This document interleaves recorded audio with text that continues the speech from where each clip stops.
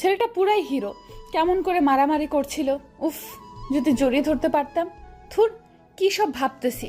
আমি কি ওর প্রেমে পড়ে গেলাম নাকি? কালকে মিমকে সব বলতে হবে। এইভাবে দিন কেটে গেল।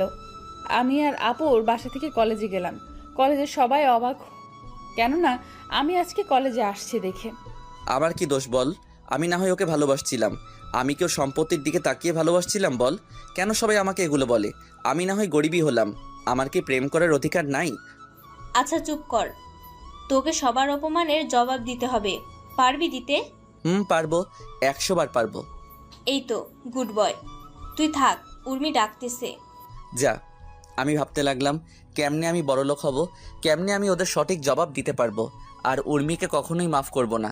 ও একদিন ঠিকই বুঝবে আমি ওকে কতটা ভালোবাসতাম, কিন্তু না পাবে আমাকে, না পাবে আমার ভালোবাসা। এসব ভাবতেছি আর নিজেকে শক্ত করতেছি। ওইদিকে জানিস, আমি না একজনের প্রেমে পড়ে গেছি। আচ্ছা, তাহলে তো খুবই ভালো। ছেলেটা কি করে? ছেলেটাকে আমি দেখিনি, কিন্তু কালকে আমাকে বাঁচিয়েছিল ওই ছেলেটা। ছেলেটা দেখতে কেমন? আমি কিছু দেখিনি, আমাকে সাইকেলে করে বাসায় পৌঁছে দিছে। ও, শুধু তাই নয়, ওই ছেলেটাই আমার আব্বুকে ওই দিন বাঁচিয়েছিল। কি? আরে ড্রাইভার চাচা ওকে দেখেছিল, কিন্তু ড্রাইভার চাচা ওর মুখ দেখেনি। ছেলেটা তো মনে হয় গরিব। মনে হয়। সাইকেল তো এই যুগে চলেই না, আর ও সাইকেল চালায়, তাহলে খুবই গরিব হবে। আমি কিছু জানি না, আমি ওকেই চাই, না হলে বিয়েই করব না। আচ্ছা তুই থাক, আমি মুস্তাহিরের কাছে যাই একটু। যা, আমি ক্লাসে গেলাম।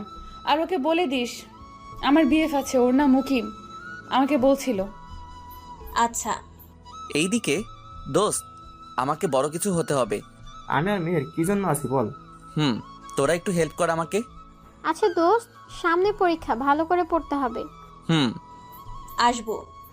আয়। মুস্তাহির, তোর পুরো নাম বলতো। কেন?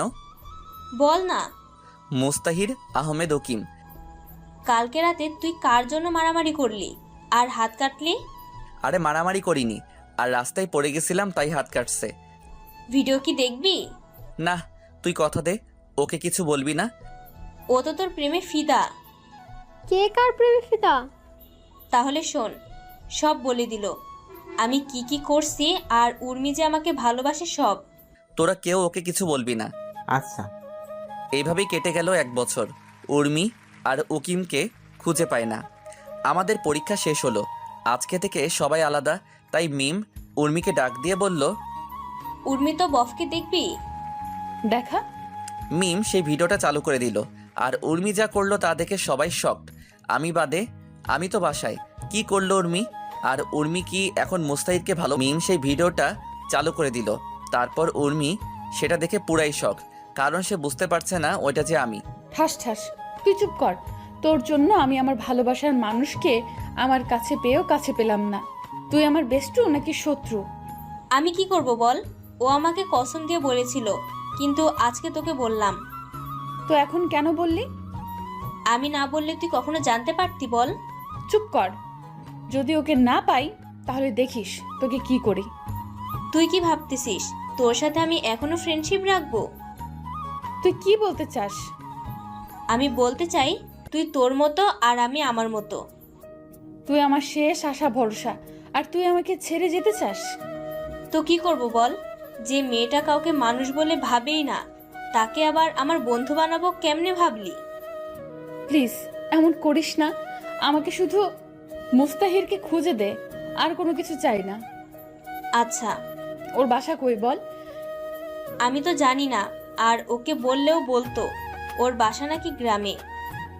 এতগুলো গ্রামের মধ্যে কোন গ্রাম থেকে ও আসতো কেমনে জানবো?